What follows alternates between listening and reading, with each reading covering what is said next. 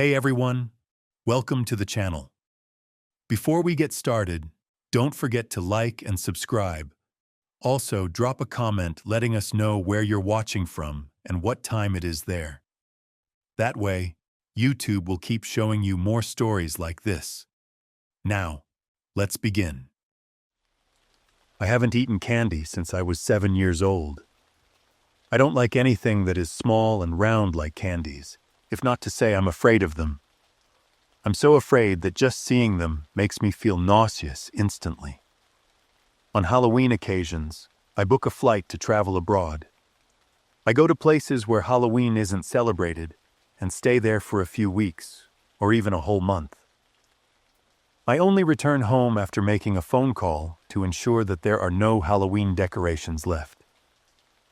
It all started 15 years ago on Halloween, when I was 7 years old.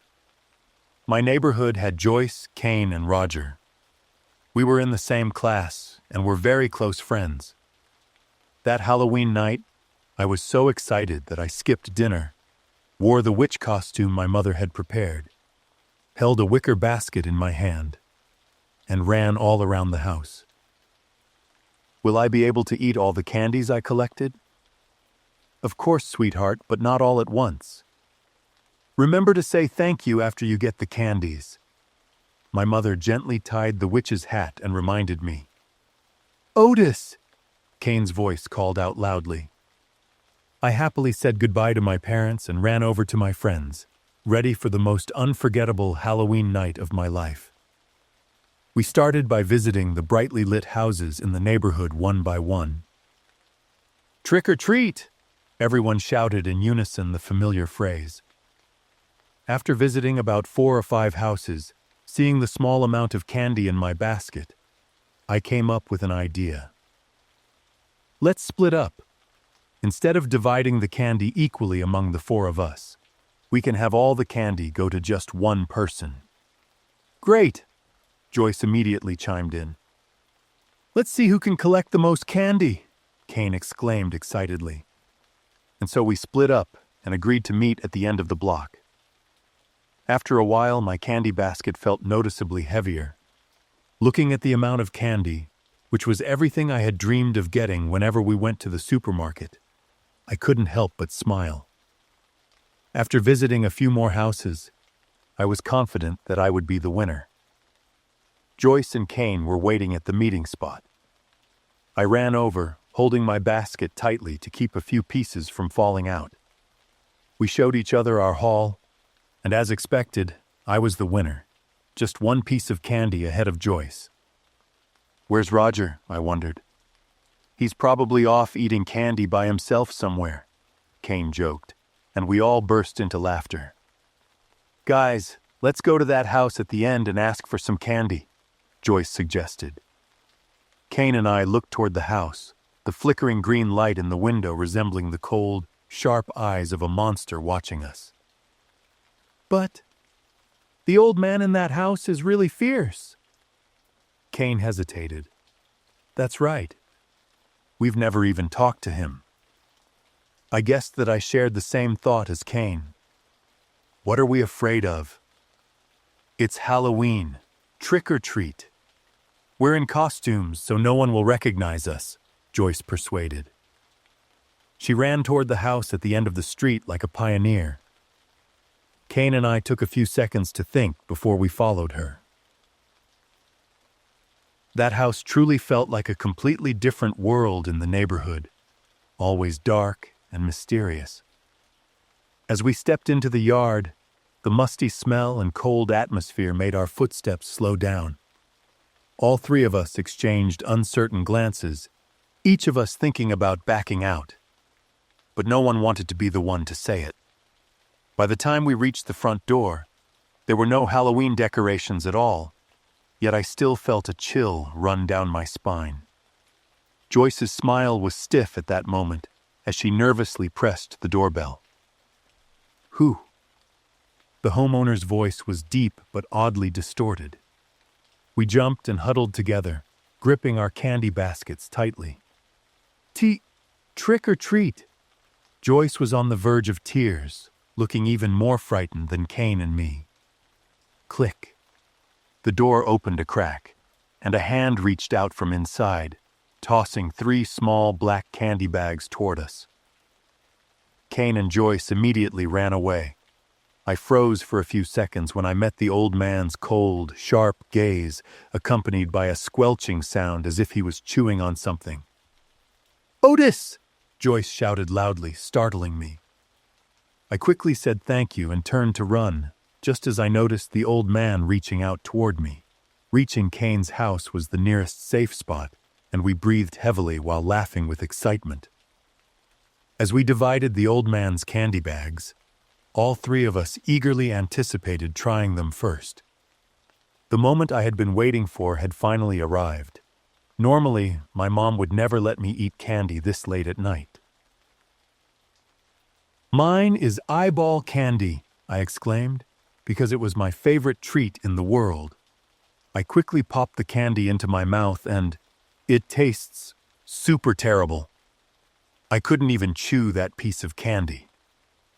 Looking at Joyce and Kane, they both had pale faces, staring intently at the candy bags. "What's wrong?" I asked, trying to keep the candy in my mouth.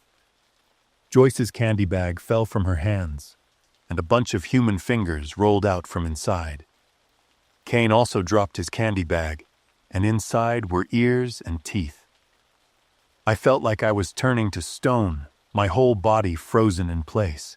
I desperately wanted to spit out the salty, fishy candy, but I couldn't open my mouth. Kane screamed at the top of his lungs with all his strength. Joyce fainted, and I couldn't stop vomiting. Because the black bag containing my candy was embroidered with the name Roger. Kane's parents rushed out, and the neighbors gathered around as well. Kane cried as he spoke, unable to control his words. I also fainted a few minutes later. I woke up in the hospital and saw Kane, Joyce, and my parents. As soon as I remembered that Halloween night, I began to vomit uncontrollably again. When I asked about Roger, Kane fell silent while Joyce burst into tears. My parents said he had been digested, and the police had easily captured the perpetrator. He was mentally ill and would face appropriate punishment. So, the candy I ate was an eye of... I was horrified and continued to throw up. After that tragic incident, Roger's family moved away, and I spent months in the hospital for psychological treatment. Thanks to Kane and Joyce being by my side, I gradually became more stable. We still celebrate Roger's birthday every year to remember our sweet, chubby friend. If that night Kane hadn't called and I hadn't run in time, I might have ended up like Roger. Victor and I have been classmates since high school. When we went to college, we still attended the same school, and our bond grew stronger, making us even closer. After graduating from college, I was lucky to find a job in my field of study, with many opportunities for personal growth. But Victor wasn't as fortunate. He went through many different jobs, studied several other fields, and even held a fairly high position at one point. But then he found himself back at square one. His love life was no different. Victor loved with all his heart, but what he received in return was betrayal. For nearly 20 years, we have remained good friends, always sharing and ready to help each other. Then, one day, Victor cut off all contact and disappeared. The letter he left read, "I need some time for myself. I'm fine, so don't call the police or think anything bad has happened. See you later, Dylan." I followed his wishes because I knew that the hardships in his life had hurt him deeply. Perhaps it was best to leave him alone after all. Time heals all wounds. Nearly 6 months passed, and one day, while I was on my way to pick up Rose, my girlfriend, when I suddenly received a phone call. "Dylan! Victor!" I exclaimed when I recognized the familiar voice. "You've been gone for so long." "I'm sorry. I'll send you my address." Can you come here now? Like right now? I asked in surprise, while looking over at Rose. My girlfriend smiled lightly and nodded, so I immediately agreed to Victor's request. The address Victor sent me was for a Chipotle restaurant on a busy street. The restaurant was quite small, new, and fairly crowded. Victor ran out from inside, and we happily embraced each other. "Don't tell me you're the owner of this place," I teased him a little. "You knew even before I even said anything?" "Is that true?" "Oh my God, my pal." Victor led Rose and me inside the restaurant, both of us in complete surprise. I've been running this place for over 2 months now, and luckily everything is going pretty well. I was happy for Victor, hoping that he would truly succeed with this new venture. I introduced Rose to him, and the three of us enjoyed a fun and lively meal together. The burritos and tacos at Victor's place were absolutely perfect. "Did you come up with a new recipe, Victor?" "This is amazing." Victor smiled at me and said, "You'll always get the best service. Make sure to come by often." From then on, I made it a point to visit Victor's restaurant at least once a week, and I started recommending it to some colleagues and acquaintances. The customer flow remained steady, and I was happy for Victor. "You look pretty tired, Victor. Is the work too exhausting? I think you should hire more staff." I felt worried when I saw Victor's gaunt face and the dark circles under his eyes. "I'm fine," Victor replied, his face showing no change. The next time we met, I found Victor in a much more upbeat and cheerful mood. It seemed that Victor had managed to adjust his schedule for proper rest, so his mood had improved. But the very next day, he seemed exhausted and drained again. Victor's mood swings made me worry. Every time I asked him, he would brush it off, insisting he was just busy with work. Gradually, it wasn't just fatigue anymore. I noticed bruises appearing on Victor's body, especially on his wrists. A few times, there were injuries that hadn't even fully healed yet. The tipping point came one evening when Rose and I went to Victor's restaurant for dinner. As usual, he was the one who served us. That evening, Victor had a stiff smile, with a lingering, haunted look in his eyes. He brought the dishes out with trembling hands, and they were covered with blood. Rose covered her mouth tightly to prevent screaming loudly and disturbing the customers around her. I quickly pulled Victor into the kitchen area, feeling the sticky sensation as soon as I touched his hand, and the feeling of emptiness. Victor, his hand, only had 3 fingers left. My eyes widened as much as possible to take in as much visual information as I could, followed immediately by Rose's scream. I stumbled as I ran out. She was crawling on the floor with a plate of tacos in front of her. The filling inside was bright red fingers. The surrounding customers ran off. Some even puked on the spot, while Victor's insane laughter echoed. The police arrived after I made the call 10 minutes later, and Victor was taken away. He just kept laughing, a haunting smile of emotions that couldn't be expressed. Victor couldn't cooperate with the police because he had completely lost his awareness and was taken to a psychiatric hospital for treatment. He had harmed himself by overdosing on illegal substances, which led to hallucinations and a loss of awareness. I went to the hospital to visit Victor after he had been receiving treatment for a week. "Victor, are you okay?" "Dylan."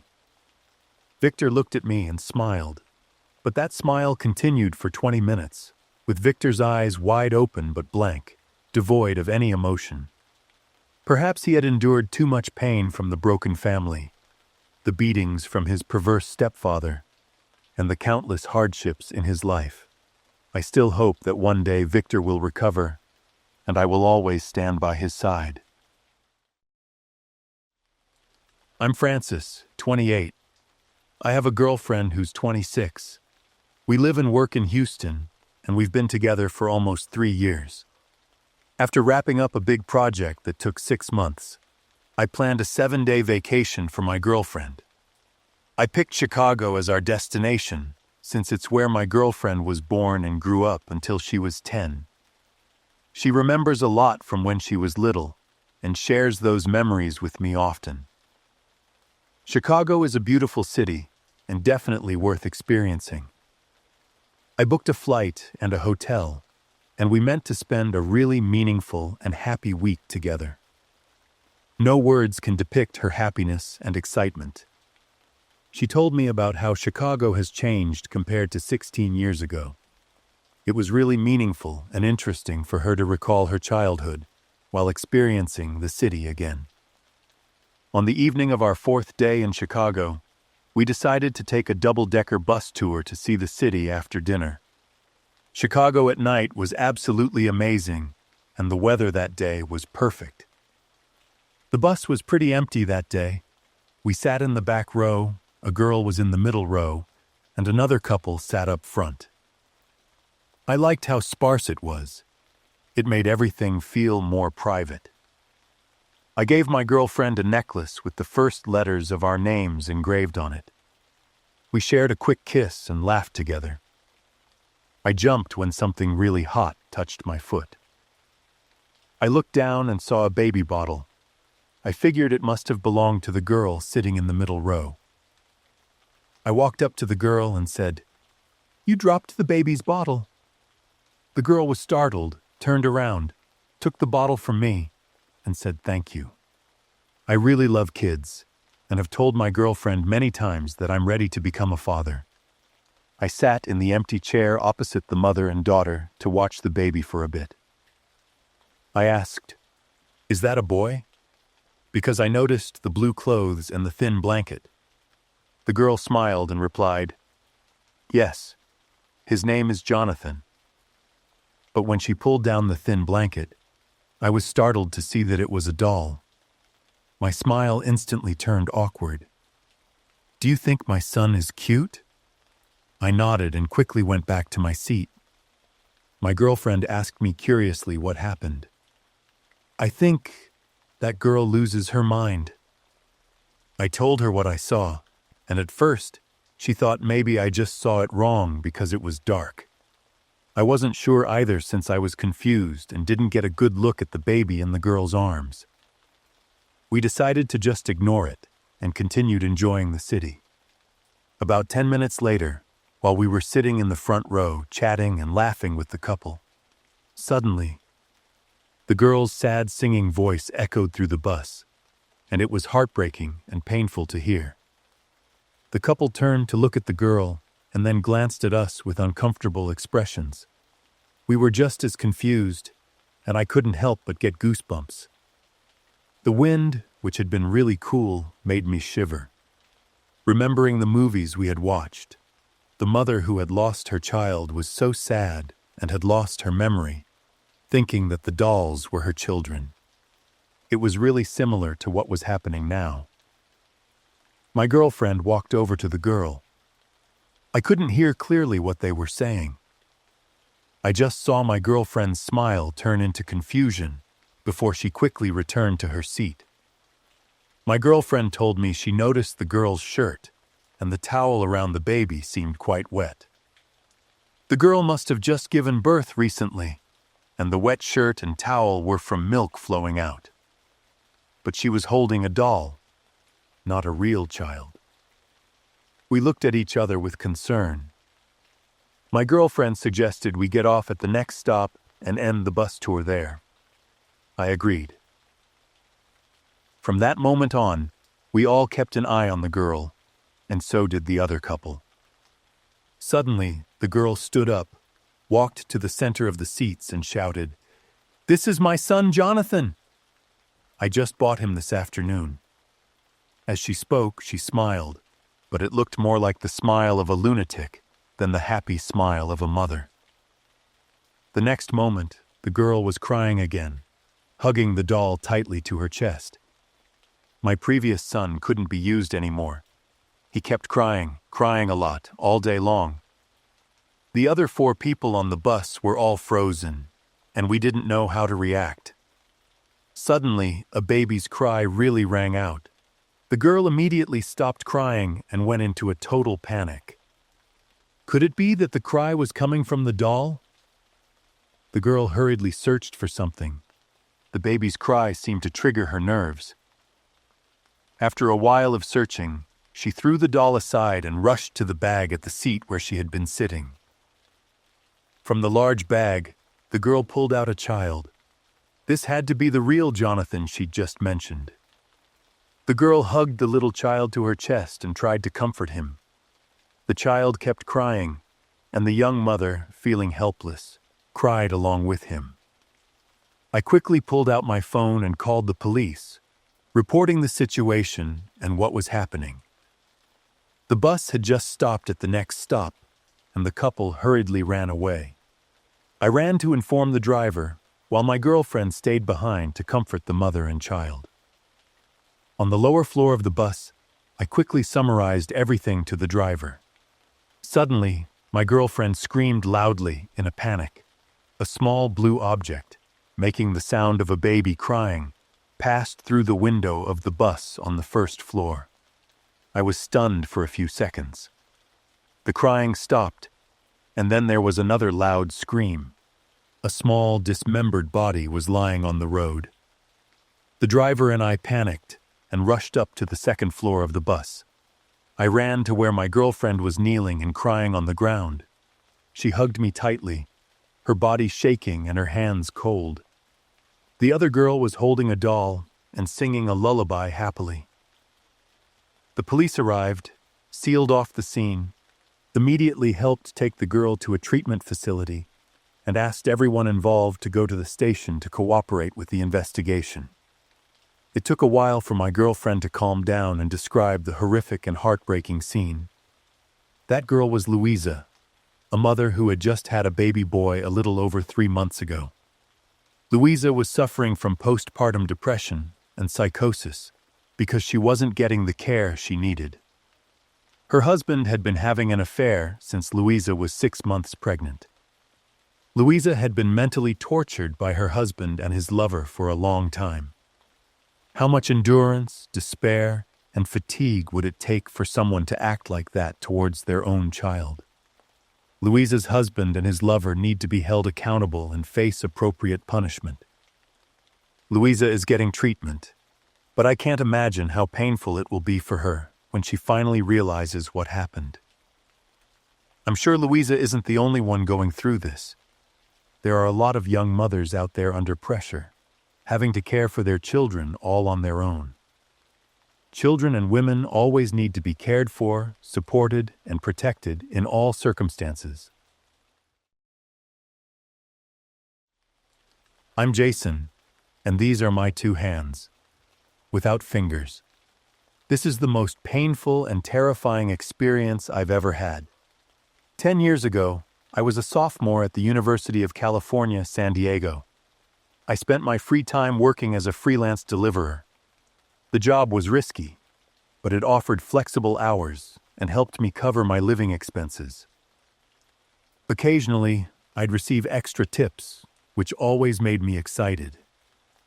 I'd been doing this job for nearly a year when that fateful night occurred.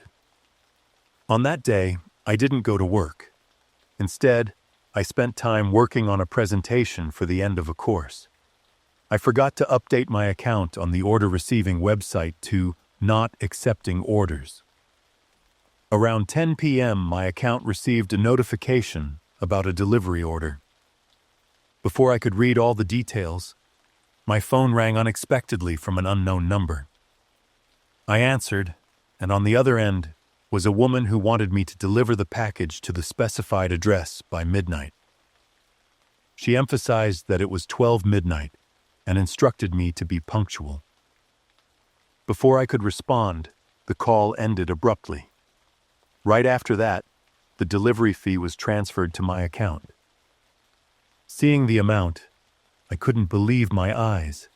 It was 10 times more than my usual orders. Immediately, I forgot about the importance of my presentation. I rushed from my dorm to the location where the orders were gathered. On the package, there was an address and a phone number, but no recipient name. I started the delivery at 10:30 p.m. It was an old but spacious house tucked away in a narrow alley. Checking my watch, it was 11:57, and I stood at the door, ready and alert, not daring to waste a single second. As the clock struck midnight, I immediately rang the doorbell. But before the bell stopped ringing, the door of the house swung open. From inside, an elderly woman stepped out, looking at me with indifferent eyes. She was tall, but her skin was wrinkled and dark, with high cheekbones and sunken features, and her hair was disheveled, some parts long, some short. I politely greeted her and handed her the package. When I presented the delivery slip and asked her to sign to confirm receipt of the package, she hesitated. Instead of signing, she stared at my hand for a moment before speaking in a deep, hoarse voice that startled me slightly. "Would you stay for dinner with me?" "I'm terribly sorry, ma'am, but Without letting me finish, she handed me $100, saying it was a tip. She promised to pay more if I agreed to have dinner with her, and assured me it would only take 20 minutes. I agreed, feeling a bit crazy, but that's what I did at the time. I thought she might be very lonely and in need of companionship. Plus, it wouldn't take much time, and I could go home and continue preparing for tomorrow's presentation. Stepping into the house, everything was rather old but clean and orderly. She invited me to sit at the dining table, where food and utensils were already prepared for two. She went into the kitchen to get something. Wanting to break the silence, I asked her name. "Adela," came the short, indifferent reply. I tried asking a few more questions, but she didn't respond, so I fell silent. A moment later, she emerged, placing a pair of scissors and a gun on the table. I was both surprised and puzzled why dinner would require a gun. Adela placed the package on the table and used the scissors to open it. As soon as the last strip of tape was cut and the box was opened, I felt a horrifying regret for agreeing to dinner with her. The package I had delivered turned out to contain human fingers. Adela poured the blood-stained fingers onto her plate and mine. A chill ran down my spine, my skin crawled, and my mind reeled in shock. I was too stunned to speak. Adela gripped the gun tightly and began devouring the fingers voraciously. She looked at me and ordered me to eat. Trembling, I lifted the fork and stabbed at a piece of salad near the fingers. I forced the bite of salad into my mouth, suppressing my urge to retch. The metallic stench of blood overwhelmed me, causing my head to spin. I gagged and clamped my mouth shut, sitting in silence as I watched the terrifying woman devour the fingers on the plate. My body was drenched in sweat, shivering uncontrollably, every cell in me trembling. Adela took a tissue to wipe the blood from her mouth, just as the table clock unexpectedly chimed loudly. "The 20-minute dinner is over," Adela's terrifying voice echoed. She pulled out $100 and placed it on the table. Adela then initiated another transaction. She said she would pay me $100,000 if I let her eat all 10 of my fingers. "These fingers taste too ordinary. Your fingers look tastier," she said. My heart felt like it was being squeezed. This woman was truly insane. I began to feel uneasy, fully aware of everything around me, but I couldn't control my body anymore. I sat there witnessing the whole process of that insane woman eating my fingers, one by one, without resistance, pain, or screams. I woke up in the hospital with both hands bandaged. I still couldn't control my body. The doctor informed me that all 10 fingertips had been severed. Blood tests revealed I was poisoned with a toxin that rendered my body in a paralyzed state beyond control. A passerby found me in dire condition by the roadside and brought me to the hospital. As for Adela, she was found dead in that house, choked on bone fragments lodged in her throat. She was infected with a virus that affected her brain and nervous system due to cannibalism. I abandoned my studies and lost a bright future ahead of me. If only I hadn't been consumed by greed and curiosity. I wish I could forget the horrifying images of that night forever. I'm Benny, 31 years old.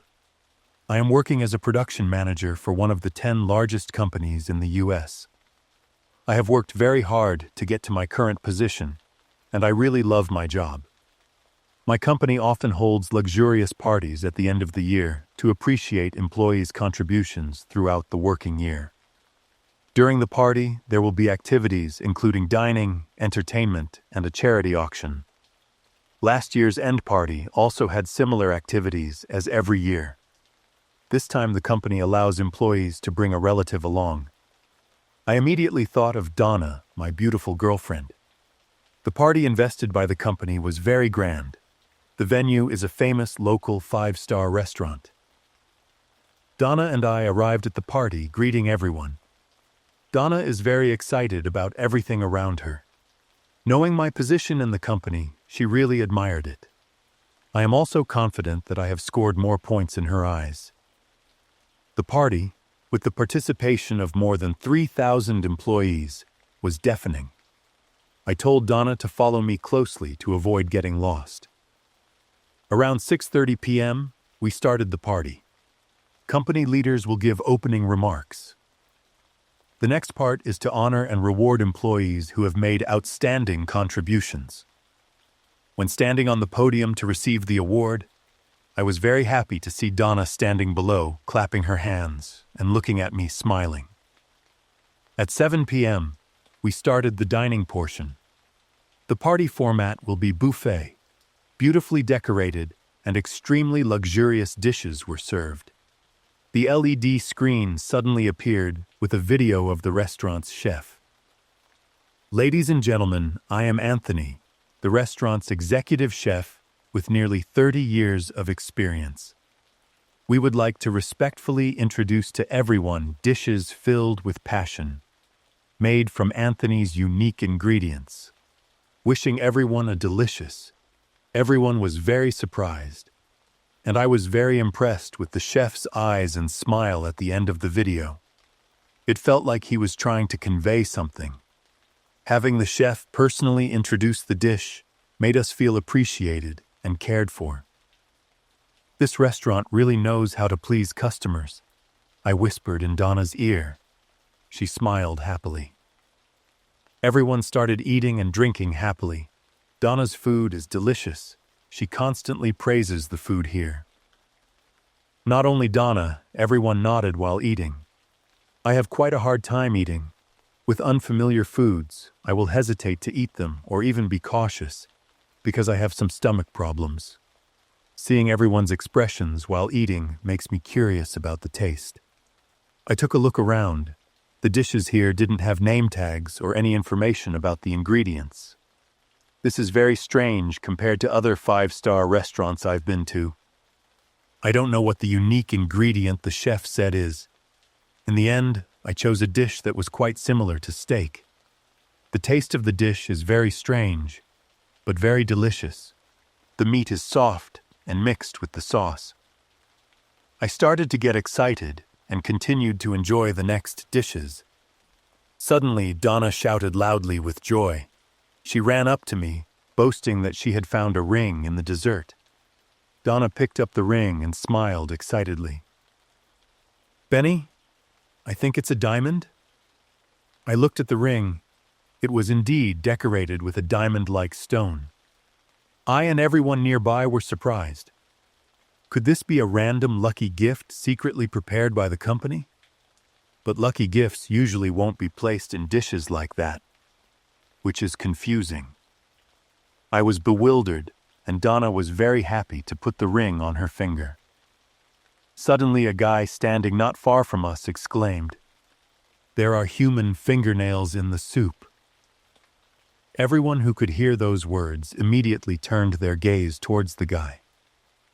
Continuously, other strange things appear in food, such as hair, eyelashes, and nails. The surrounding atmosphere was chaotic. People talk endlessly about the food. The company representative requested to meet the restaurant's manager and chef. A loud crash and a girl's scream rang out right behind me and Donna. Everyone was silent. The large bowl of hot soup burst and flowed all over the floor. What made everyone scared and dumbfounded was the human skull with some skin still attached and 2 white eyes rolling on the floor. The hand bones with 5 intact fingers floated right in front of me and Donna. Donna hugged me tightly and fainted. Some people burst into tears, and some older people even had heart attacks. The sounds of vomiting, crying, screaming all created a chaotic scene. It's like the end of the world is coming. We have to try to escape from that cruelty. We didn't say it, but everyone was aware of what they had just eaten. That haunting incident caused the company huge losses when overnight, up to 30% of employees resigned. The horror party from the restaurant was also reported by the national media, and the company's shares fell to a record level. The restaurant's chef was arrested. He's still very proud of what he did. According to the police investigation, the material he said was unique was taken from his wife, who had lived with him for 20 years. He was diagnosed with severe schizophrenia. Donna was so obsessed that she had to undergo psychological treatment at the hospital. Her family was very angry and asked me to stay away from their daughter. I have lost contact with Donna since then. Currently, I still work at the company. Every event organized by the company is also calculated and has very high requirements so that no more unfortunate events would have occurred. I'm Ramon, 26, and I just moved from Tennessee to Texas for work. I've been dealing with depression and have been getting treatment at the hospital in my hometown for the past 2 years. The illness has made me miss out on a lot of opportunities and beautiful things in life. I moved to a completely new place with the hope of starting over. I started working at a securities company and rented a small house on the outskirts of the city. But the pressure from work and finances made me start regretting my decision. Every problem feels like a tighter knot in a rubber band, making me feel incredibly suffocated. There were many times I thought about going back home, but I kept pushing myself a little harder. One morning as I was getting ready for work, I found a note on the refrigerator that said, "Remember to bring lunch." I just stared at the handwriting on the note, feeling blank.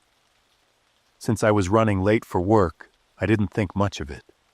I just opened the cupboard and grabbed the burrito I made the night before. The next day at work, I found another note on my kitchen table, written in the same handwriting. "Remember to bring an umbrella. It's going to rain today." Since I live alone, I wondered who could have written these notes. Anyway, it wasn't too serious, so I decided to follow the note's advice once more.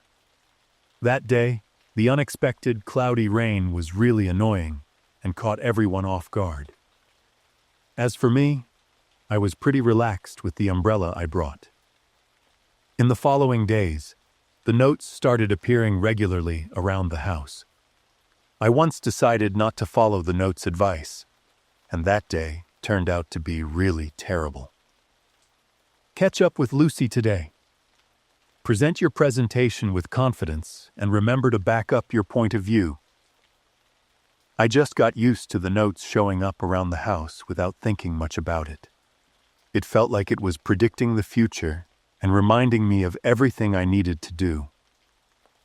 I felt like I was back to my true self, no longer self-conscious or afraid. I even had a girlfriend named Janet. It might sound a bit silly, but it was the notes that helped me win her over. It showed me how to make a good impression and how to confess my feelings. She was very beautiful, with long brown hair that always smelled like fresh roses. She was gentle and thoughtful. My life was incredibly happy during that time. The notes became indispensable to me, like how you need to eat every day to stay alive. That night was the first time she invited me to her place after 3 months of dating. 6:30. I'm making a super special creamy pasta for you. Needless to say, I was thrilled. I went home right after work, took a shower, and put on a really nice outfit. I didn't forget to pick up a bottle of wine and a bouquet of roses, her favorite flowers. At 6 p.m., just as I was about to leave the house, a note suddenly appeared on the door. "Finish, Janet." I was startled when I read that strange message. After thinking about it for a while, I guessed that finish might mean ending the relationship with Janet. But we were really happy together. Why would we end it? I decided to ignore the note and quickly headed to her place to make sure I arrived on time. But before I could even get in the car, another note appeared on the car door. "Kill Janet or don't go to her house." "What the heck?" I said, feeling a bit annoyed. I tore up the note, crumpled it, and tossed it in the trash. I got into the car, planning to place the bottle of wine and the bouquet of flowers on the passenger seat. Another note appeared. "You have to kill Janet." I fell into deep thought, pondering everything. Up until now, the notes had always guided me accurately. Suddenly, my phone buzzed with a message. "Honey, everything's ready. Are you on your way?" I texted Janet back and quickly drove off. I pulled up in front of her house right at 6:30 p.m., but I didn't go in right away. I just sat in the car, my mind racing with chaotic thoughts. Holding the bouquet of flowers and the bottle of wine, I decided to trust in love this time. She greeted me with a bright smile, which instantly made me feel more at ease. She was busy in the kitchen preparing the food while I opened the bottle of wine at the dining table. Feeling a little bulge in my pocket, I reached in and pulled out another note.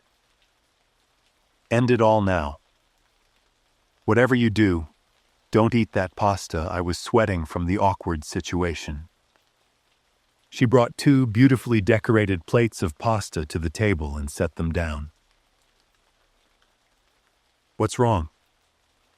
Are you not feeling well?" Janet asked, making me feel startled and embarrassed. "What's with the note?" she asked, continuing her curiosity. "No, just some notes from work," I replied. I quickly crumpled the paper and shoved it into my pocket. Sitting at the dining table, she rested her chin on her hand and looked at me expectantly, eager for me to try the pasta. I was sweating heavily under my shirt, and my throat felt so tight I couldn't swallow anything. I took a sip of wine and made an excuse to use the bathroom. My head felt like it was about to explode, so I splashed cold water on my face to try to wake myself up. It seemed like there was another note in my shirt pocket. "She will hurt you with a small knife." I felt weak and unsure of what to do. I loved Janet a lot, but I couldn't ignore these messages. Noticing I'd been gone for a while, Janet called out for me. I quickly walked out, startled to see her holding a small knife with a bright smile, while her other hand held a half-peeled apple. My mind was racing. I rushed to grab the knife from Janet's hand and her panicked screams were loud, and the creamy pasta was covered in a layer of dark red and fishy liquid. Janet screamed and ran out of the house, while I sat on the floor in a daze with my hands covered in red. A moment later, the police arrived and restrained me, despite my numerous explanations. I pulled out countless notes from my shirt and pants pockets, but they were completely blank. She was rushed to the emergency room and, fortunately, survived. The police took me back to Tennessee, and I ended up getting treated in a mental hospital. There were no notes predicting the future. I'd been living in a hallucination caused by my depression the whole time. Brenna is a woman of Asian descent. She was born and raised in the city of Columbus, Ohio. Although she has a stable job, Brenna's income is simply not enough. Brenna has 2 small children. They are a pair of 5-month-old twins. The boy's name is Baron, and the girl's name is Lonnie. She is taking care of her 2 young children all on her own, and life for the 3 of them is quite challenging. They are living in a small apartment in the city suburbs. Brenna's ex-boyfriend, after learning that she was pregnant, denied his responsibilities and cut off all contact. Brenna went to work while being literally tortured from morning sickness during the first 3 months of her pregnancy.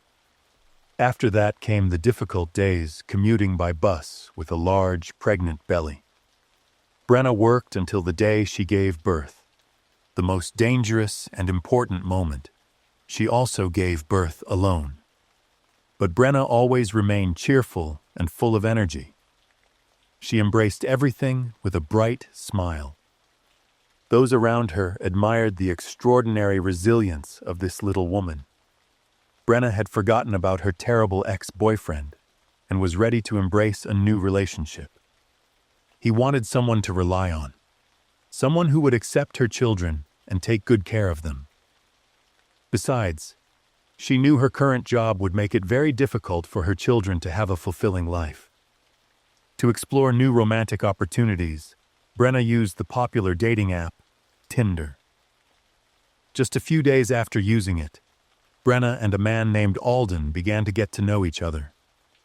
Brenna felt comfortable sharing her circumstances. Alden also enjoyed listening and was even impressed by this woman. Alden introduced himself as a nurse at a children's hospital and said he loved children. They got along well and quickly arranged their first date.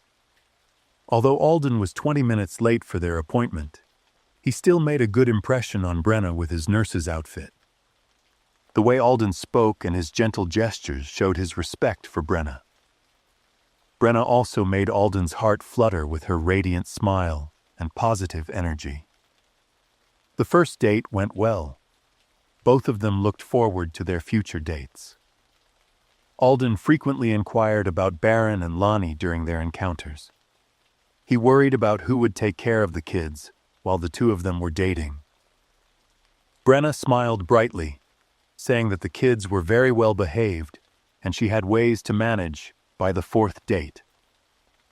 After dropping Brenna off at her house, Alden confessed his feelings to her.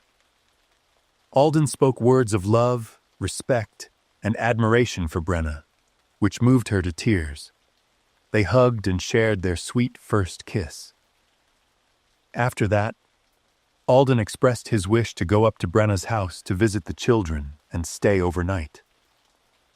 Brenna declined, thinking that Alden was rushing things while she was not ready yet. She couldn't yet place absolute trust in Alden. Brenna wanted both of them to have more time to get to know each other. Having failed in love once already, she would be more cautious this time.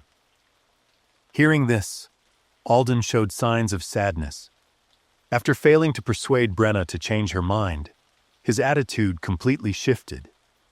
He began to use harsh words and gradually took a negative tone.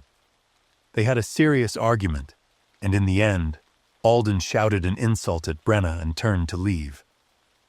Brenna felt completely disappointed in this man. He seemed like a different person. She felt hurt once again, returned home, held her little daughter in her arms, and cried. The next day, Brenna regained her positive spirit. She woke up early to take care of her children and prepare breakfast. Suddenly came loud and persistent knocking on the door. Brenna rushed out to open it. In stark contrast to her bright smile was the anger and annoyance of her neighbor. The neighbor demanded that Brenna clean up immediately because the foul smell had affected her family for an entire week. Brenna looked into the house, where large and small black trash bags were lined up in the kitchen. Brenna looked at her neighbor and smiled awkwardly, promising to clean up right now. The neighbor left in frustration, and Brenna hurriedly began to gather her belongings to go to work. The trash bags had been dealt with, but Brenna didn't notice when she took them out of the house. At work, Brenna received a message from Alden asking for forgiveness, but she didn't reply. Following that, there were many calls, but Brenna didn't answer them. She believed he was just a guy trying to play with her emotions and felt there was nothing to regret. Alden was very persistent. He continuously sent bouquets of flowers and gifts to Brenna's office. While her co-workers expressed admiration, Brenna felt annoyed and scared. On another day, during work hours, Brenna's manager informed her that someone wanted to meet her.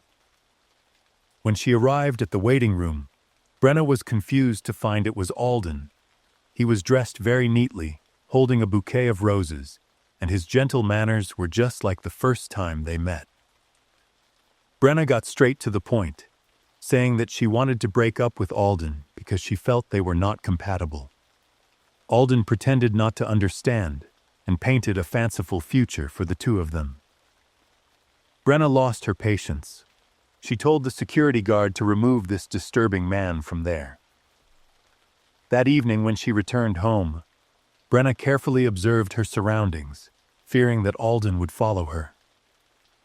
After entering the house, she locked the door securely and carried out her duties as a mother taking care of her infant children. After completing her household chores, Brenna looked at her two children sleeping in their cribs and dozed off without realizing it. In the middle of the night, Brenna was startled awake by the crying of one of the children. She wanted to sit up and check on her child, but felt something heavy pressing down on her. Brenna screamed in shock when she saw Alden's face close to hers, his large body pinning her down. The baby's cries grew louder, mixed with Alden's maniacal laughter. Brenna felt like her head was going to explode. She used all her strength to break free. Brenna woke up and realized it was just a nightmare. Perhaps she had been too scared by Alden. She looked around. The room was normal, and the baby had stopped crying. Brenna rushed to embrace her little girl, frantic. The next day, when Brenna went to work, she encountered the same neighbor at the door. The neighbor continued to complain about the foul smell emanating from Brenna's apartment. After days of being tormented by Alden, Brenna was no longer cheerful and friendly as she had been. Her face visibly showed signs of exhaustion. Despite apologizing and trying to avoid the neighbor, she kept pestering Brenna. Brenna shouted loudly while pushing the neighbor down and quickly left. The entire day at the office, she couldn't focus on her work and was reminded about it by her manager. In the evening, when work was over, Brenna returned home feeling anxious and panicked. Brenna quickly closed the door behind her, but just then, a large hand pushed the door back towards Brenna. Alden, with a twisted expression of perversion on his face, quickly entered and locked the door. Brenna, in a panic, rushed to her phone. She intended to call the police, but Alden was quicker. He forcefully seized Brenna's phone and slammed it down to the floor. Not thinking much, Brenna hastily ran to her room with her children. The instincts of a mother made Brenna stronger than ever. Alden laughed as he uttered disgusting lines of seduction. He easily broke into Brenna's room, which was cold. Alden noticed the room had 3 air conditioners set to the lowest temperature. Not finding Brenna, he grew excited, imagining a fun game of hide and seek. He approached the cribs where the 2 children lay, shouting loudly to scare them and make them cry, but they remained silent. Alden picked up the girl, and his expression instantly changed from joy to surprise. In his hands was a half-human, half-plastic doll. The face was that of a rotting newborn, while the body was made of plastic. There were no children here. It was all a creation of Brenna's imagination. After giving birth alone in the hospital, she had received the heartbreaking news that her daughter had deceased. Brenna had gone crazy since then. She had used her dead child's body to piece together with a doll's body and had raised it for months. But what about the boy? Brenna had clearly said she gave birth to twins. Looking down at the remaining child in the crib, Alden panicked when he saw that its face was that of a grown man. It was Brenna's ex-boyfriend. Suddenly, a heavy blow struck Alden's head hard, knocked him out cold as he collapsed to the floor.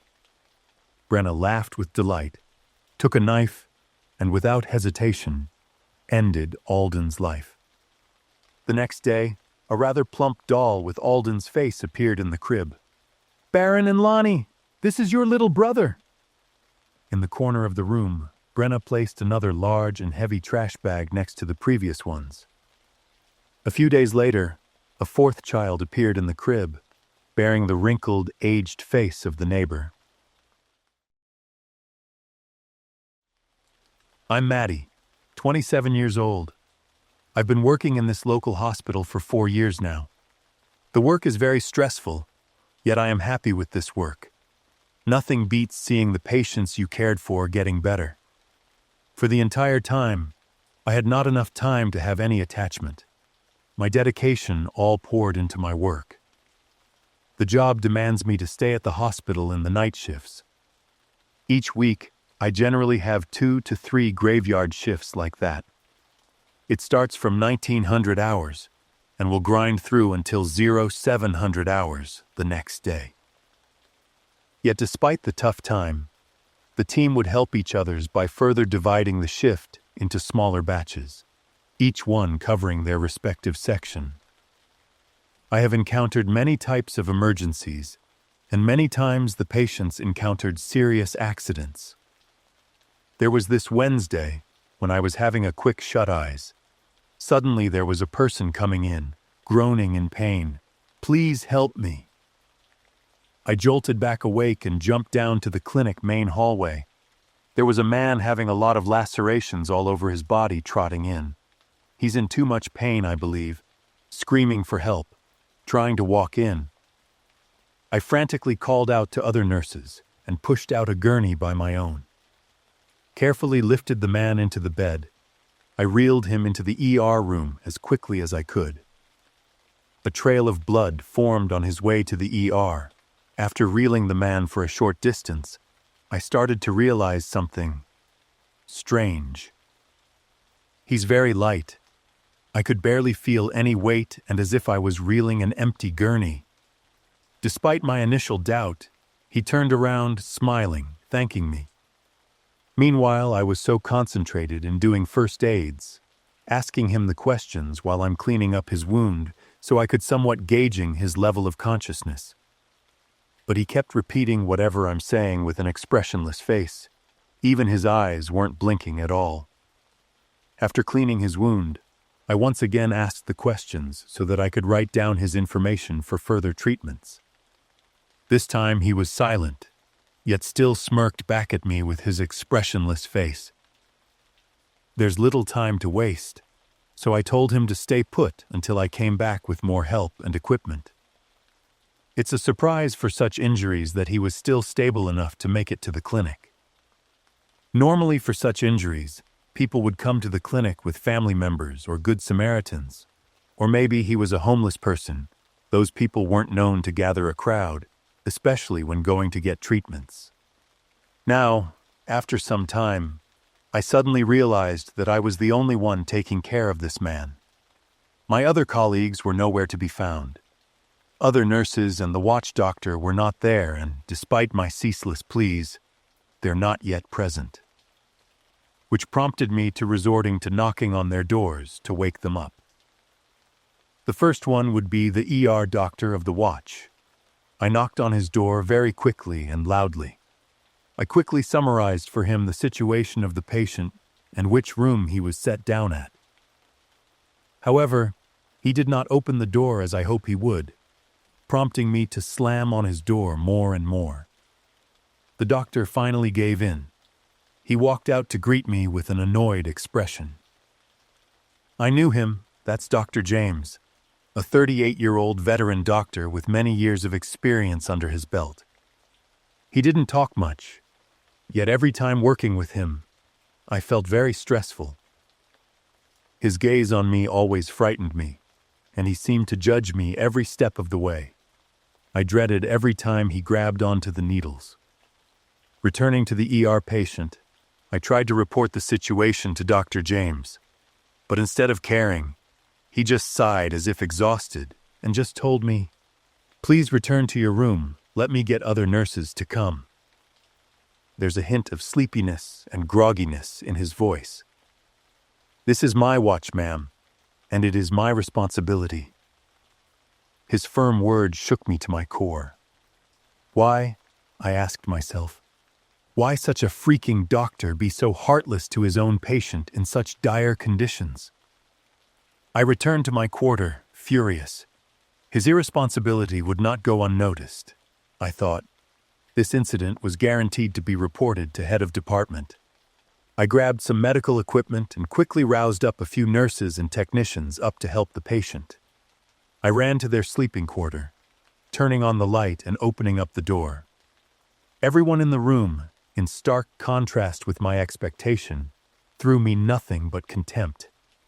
"Get the fuck out of here, you nuthead! This is a non-unauthorized entry area."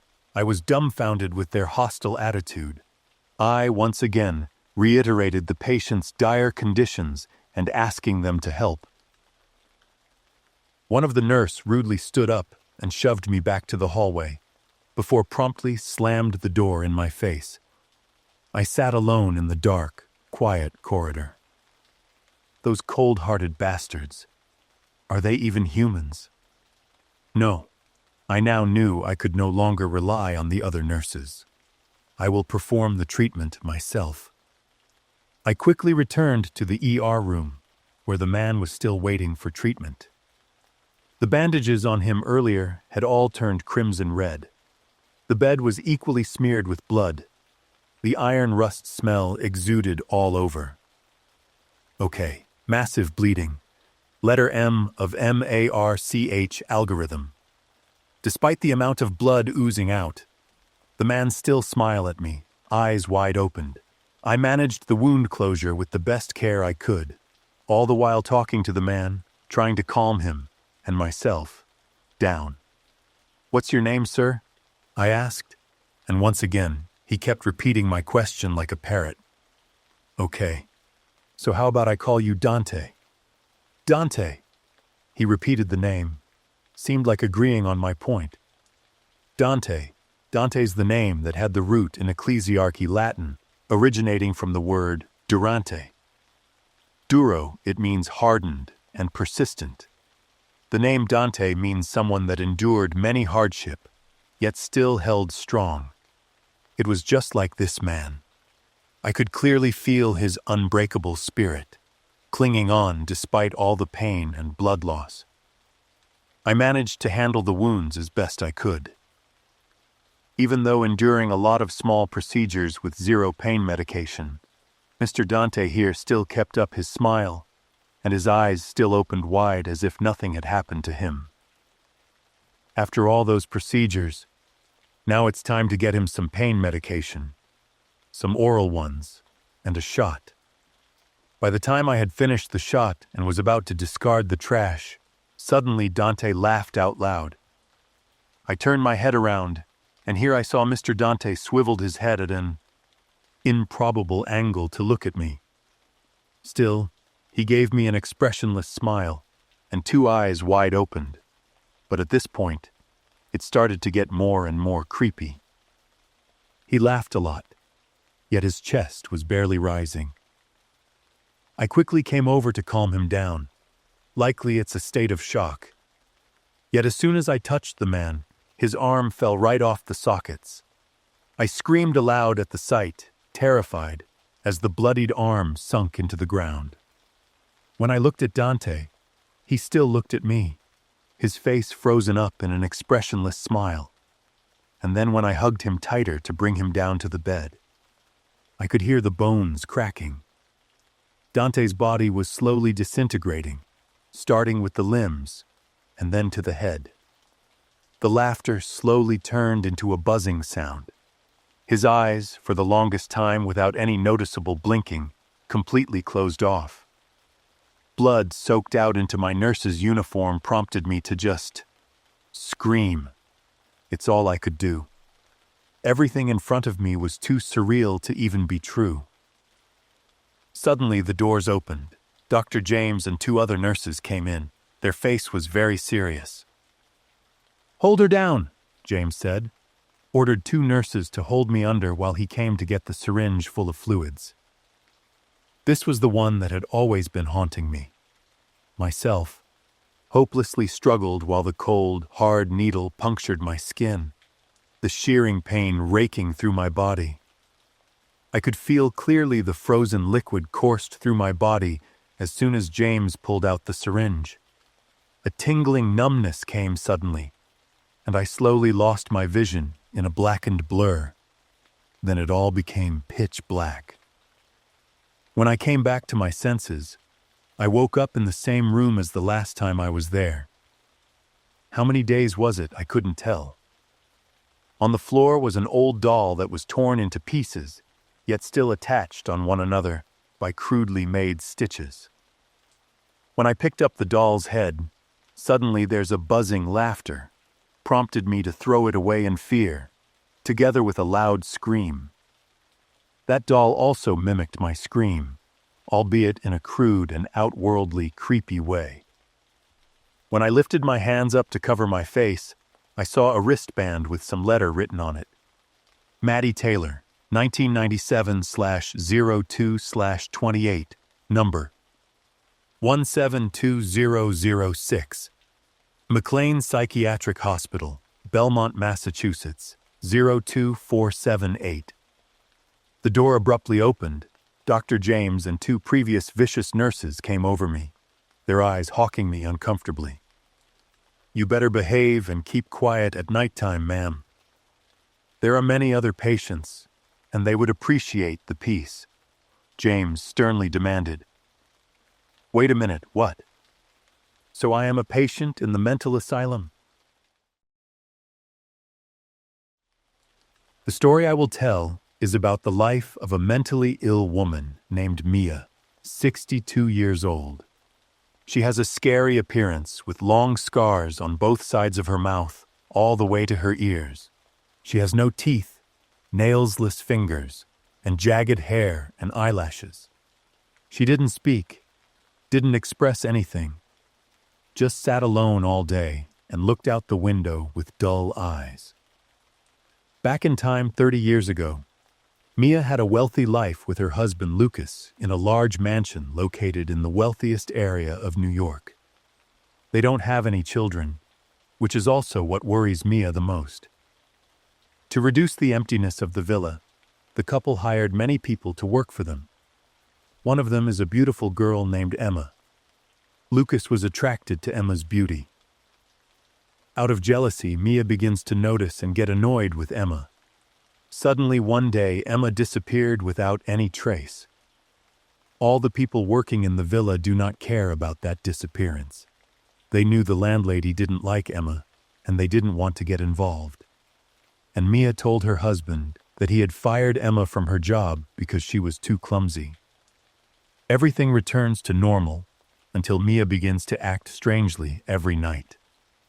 One evening, around 12 o'clock, while the couple was sleeping, Mia suddenly screamed in pain.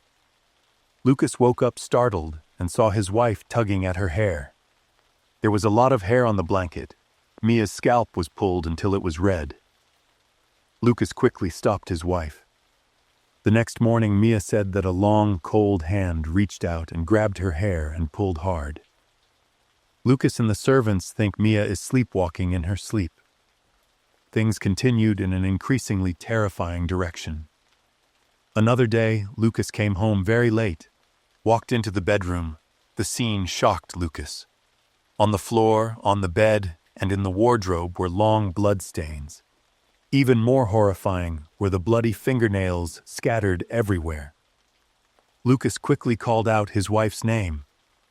When he ran to the bathroom, Lucas saw Mia sitting in the bathtub with her head down, her fingertips crimson red. On the floor is a pair of bloody pliers. Lucas immediately called an ambulance to take Mia to the hospital. After regaining consciousness, Mia cried and told her husband that a hand used pliers to pull out all her nails. Lucas took Mia to see a psychiatrist, and she was diagnosed with a mental disorder. Lucas told the staff to be careful and give Mia her medicine on time. A week later, Mia returned to normal, but her nails could no longer grow back. The most terrifying thing happened on Mia's 32nd birthday. Mia and her husband held a grand party inviting all relatives, friends, and important partners. Everything went perfectly. They ate together, talked, and waited until 12 o'clock to blow out the candles to celebrate Mia's new age. When it was almost 12 o'clock, Mia told her husband that she wanted to go to her room to change into a gorgeous dress. The giant cake was prepared. Lucas held a large bouquet of flowers in his hand with a happy expression waiting for his wife to come down. The clock struck exactly 12 o'clock. A crazy and distorted laugh rang out, making everyone bewildered. Mia approached, with a terrifying and haunting appearance. Mia smiled widely, a smile without teeth and from ear to ear, clutching a bloody knife in her hand. Blood continuously flowed from her mouth and face, staining her white dress with expensive crystals. Everyone present at the ceremony was stunned. Mia's mother fainted. No one dared to come close to Mia, not even Lucas. He stood looking at his wife with fearful eyes. Mia turned 32 years old, which was also the time she was taken to the emergency room and transferred to a mental hospital. The villa is surrounded by a gloomy and cold atmosphere. Until one day, the gardener discovered a 60% decomposed body in the corner of the garden. Lucas immediately reported to the police, and both he and the people working in the house were put under investigation. A week later, the whole incident came to light. The decomposed body was Emma's. Because she encountered Emma's many attempts to seduce Lucas, blind jealousy took over Mia. She ordered the housekeeper and 2 servants to drag Emma to the back garden. The housekeeper was ordered to cut off all of Emma's hair and eyelashes, and the servants pulled out all of Emma's fingernails and teeth. After that, Mia herself used scissors to cut Emma's mouth, so that the lovely mouth that usually smiled gracefully every time she met Lucas extended all the way to her ears. Mia asked the housekeeper and 2 servants to keep it absolutely secret and paid them a large amount of money. Lucas falls into a serious psychological trauma, haunted by his wife's horrifying face and brutality. I'm rich, 37 years old. For now, I have managed to gain a life just like my namesake, financially stable and spiritually fulfilling. My childhood wasn't that. My body's full of scars. That's the scars of unhappiness that would never go away. Before my hell, I lived happily in a loving, caring, financially stable family. My friends were often jealous with me, having my mother and father taking care of me very well, adhering to my every needs. My mother took great care of me while my father was in charge with raising me to be a good person. The most important thing I'd been taught was to be nice with my family, especially with my little brother. But I had no younger brother to speak of. I had never seen him at all. When I was 8 years old, it was when I realized that there was indeed a baby in my mother's belly, and the baby was due to come out soon. One day when I went home from school, my parents told me that I'm about to be a brother. They were very happy, and so am I. As I touched on my mother's tummy, I immediately knew that it was a brother, because my parents always told me so. Overall, my family hung tough on the delivery, even though my mother constantly lost her appetite. She remained steadfast on her love towards me, even more so than usual. However, after a while, my parents' happiness seemed to have vanished. I didn't even see my little brother growing anymore. I hugged her tummy, asking about my brother, only to have an angry look back from her. "That's your sister, and she won't come to be." My mom then angrily left me in confusion. At the time, I wasn't able to understand what she meant by it.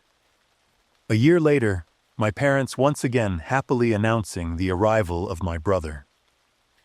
My mom hugged me tightly at the news, and in the mood, I promised to always be his protector. My parents took a lot of commemorate pictures for my brother, hanging them all around. My mother spent her few last due days by my side before my brother was born. She made me promise to love, to take good care of my baby brother without conditions. I was ready for it, and counting down the days I'd finally see him. I even practiced myself on the caring for him as well. One day, I saw many medical staff around my home, and my mother was in a lot of pain, where the door to my mother's room was locked. I was worried sick, yet my father reassured me that it's just the baby on the way, and she would only be in a little bit of pain, that's all. And on that same day, 6 o'clock sharp, June 6th, my baby brother was born. I was taken inside to meet him for the first time. He was so tiny and cried very loud. Yet as soon as I touched his reddish skin, he immediately stopped crying. My parents burst into tears, full of joy, lovingly gazed at two of us. My brother's named Dominic, and he grew up healthily without much issues. Yet as time went by, I could see Dominic's nature clearer. He was very naughty, and at times deceptive. Every time caught making a mistake, he'd often not hesitate to cry his way out or lie his way out. Dominic often attacked me, violently and at times very dangerous. Yet I always gave in, as I promised my parents, unconditionally. But deep within me, I was afraid of his joy in inflicting pain on me. His eyes, it was not of an average toddler. It's more akin to a predator, sharp, cold, and calculating.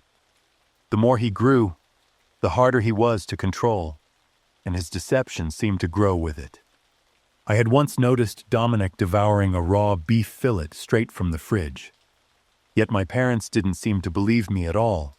They thought of it as me being jealous.